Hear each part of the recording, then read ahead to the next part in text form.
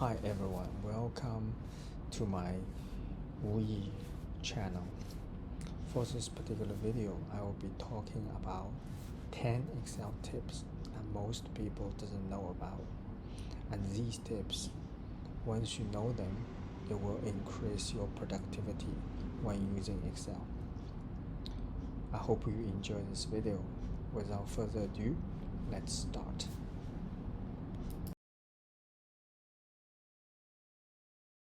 I'm going to show you how you can format cell using its custom functionality. So most people know about format cell with this pop-up window where you can format cell as numbers, dates, percentage, etc. But what most people don't know about is this customer section of the formatting cell. This is where you can put in a lot of patterns and formatting, so you can customize the behavior of the thing you want to be. Give you one example which I like most is, consider the situation where you want have a number. When it's positive, you give a one color, say green, and then when it's negative, you want to give one color, say red, and then if it's 0, then you want to be like a dash. Then that's how you can do this. So here we have number, and then we display this number as positive with a common separator, and then we can say green, and then if we want to have a negative number, we say red, and then with a dash. Now let's see how this behaves. See, if I enter 12, it is positive, it's green. But if I say 100, it gives me red, and then if it's 0, it gives me a dash. I think this is quite useful in the way that if in future you're building dashboards or even tabular tables with a lot of numbers, when you want to quickly identify positives or negatives or patterns of positive and negatives, that's how you can use this particular functionality. Okay, so this is for tip number 1. Let's move on to the next one.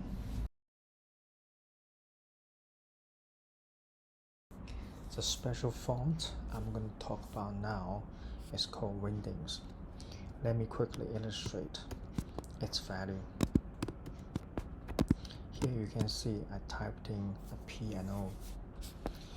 Now, if I choose Wingdings 2, you can see the P and O actually get translated into a tick and a cross. This is what exactly Wingdings 2 font is all about. So compared to the normal fonts we all know of that change the appearance of the character set, the Wingdings font actually serve as a translation from the character set into special icons and symbols, and I think this is quite useful. And here you go, tip number 2. Now let's move on to the next tip. Do all different options when you do the pasting. The most commonly used one I have is basically the one which using formulas or transpose, and this is quite handy, so it can free you up from finding the ribbons to do the paste special. It will increase your productivity in this way. The final one which I want to show you here is called fixing cells. This is quite handy shortcut key, especially when you start to work with a lot of formula manipulations where you may need to fix either the columns when you drag the cells along, or fix the rows when you drag the cells down or up. Let me illustrate what I mean. So for example, I have a formula here, say this one equals this one, say this equal 11. Okay, so for this particular cell, once I click into it, and then I say F4. Now we're actually fixing the column and the rows all together. And if I move down, move to the right, as you can see, that cell is fixed. And then if I click into again, and then I click F4 again, now I'm actually fixing the rows.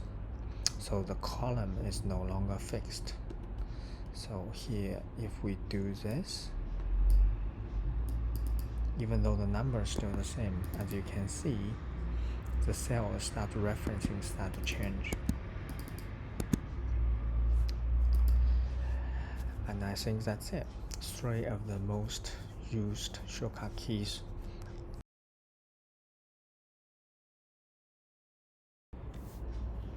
Text to columns.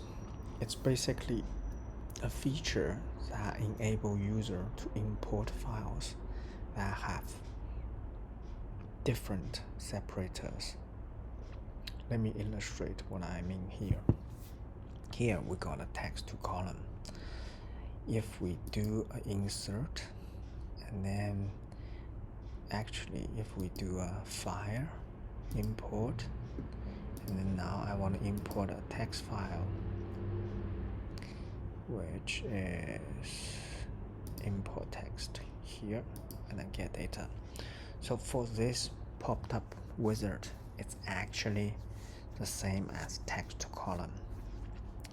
Here what we do is we click next, and then we choose what separator we want use for this imported file. Here is a preview of the files we're looking at once we applied the separator of our choice. And then we clicked finish, and then we specify the location where you want to do the importing, and then here we go. That's how you use text to columns.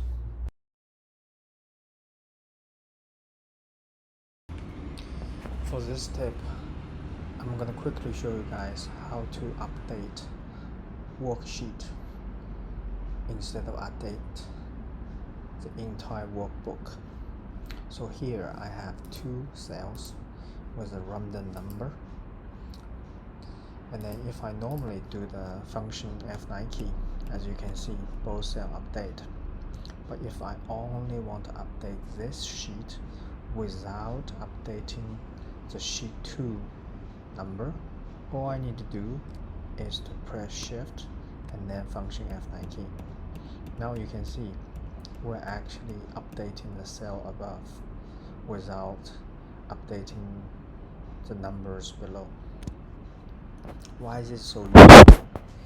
You can actually imagine the situation where you need to do very complex computational, expensive Excel, and then you only want to use the result from another worksheet to update your computation logic on one single worksheet. Without doing this update Excel only on the worksheet, you will always end up updating the entire workbook. That is very computationally expensive, and it actually slow down your productivity when working with Excel. So that's it. Another tips for updating Excel. Now let's move on to the next one. For this tip, I'm gonna show you guys how to copy only visible cells. Here, let me illustrate the use case. So for example, I have AA, BB, CC, DD, FF, GG. And now, if I hide away BB and FF, and then copy the entire data set here, as you can see, even after I hide the BB and FF, these cells still got copy paste over. So in this instance, what can we do is we select over here, and then I think we goes to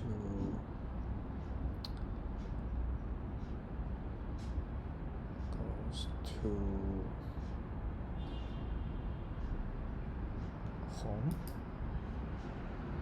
and then we say go to special, and then as you can see here, visible cells only, and then you click OK, and then do the copy paste again. Now you can see so BP and FF rows are not get copied over. These are very quite useful feature, especially for beginners of Excel. They may not know this particular feature.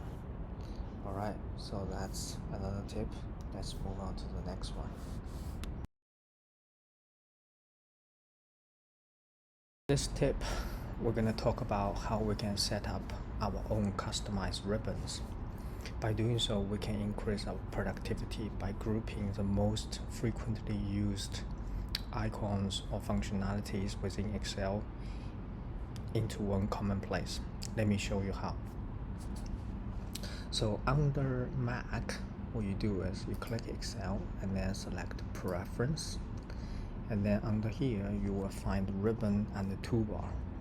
That's where you get to the ribbon customization page.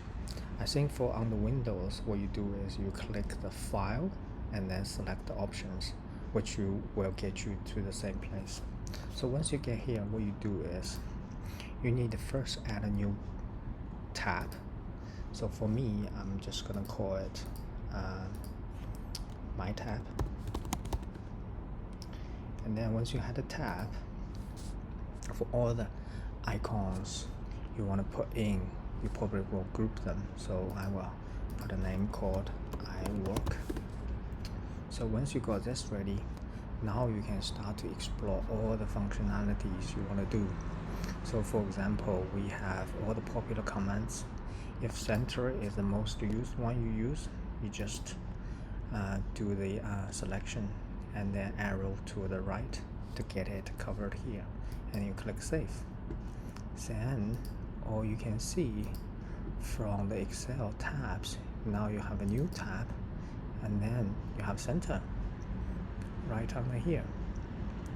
So this is another tip for Excel.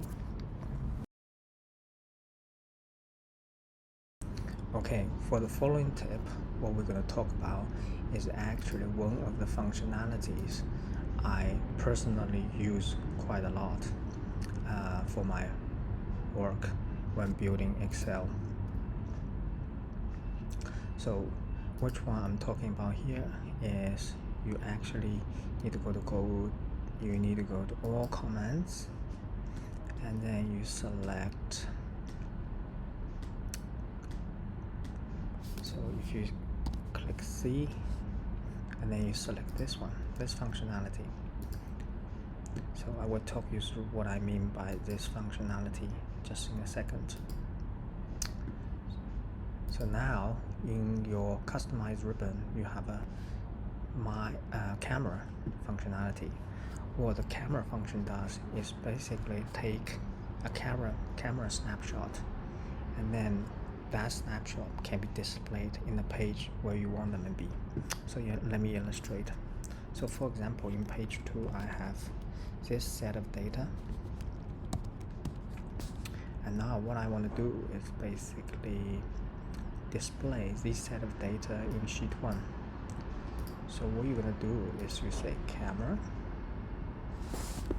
Actually, you first need to select the bits you want to have a camera on, the target area where you want to take a picture, and you click camera, and then you go here and then click.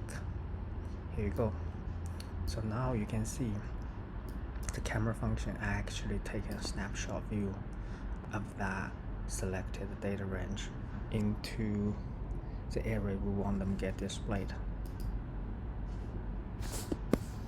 So if I change it to E, this one goes to E as well.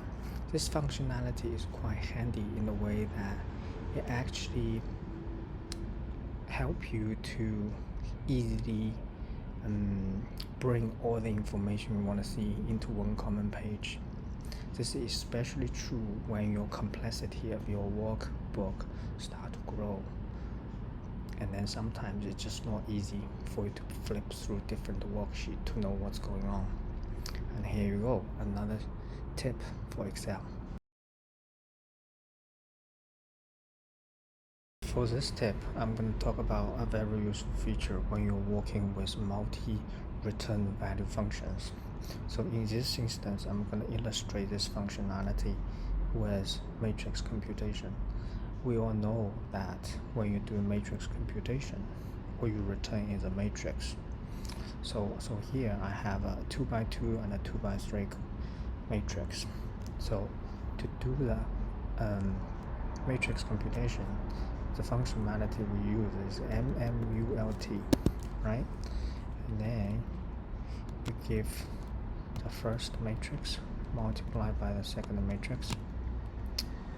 As you can see, if I just do return, it gives me nothing correct, right? So that's where we need to use Control Shift to do multi-value return. So let's do this again. So if I press down Control Shift and then press Enter, now you can see we're actually returning something proper, which is a matrix multiplication. Here we go. That's another tip for Excel.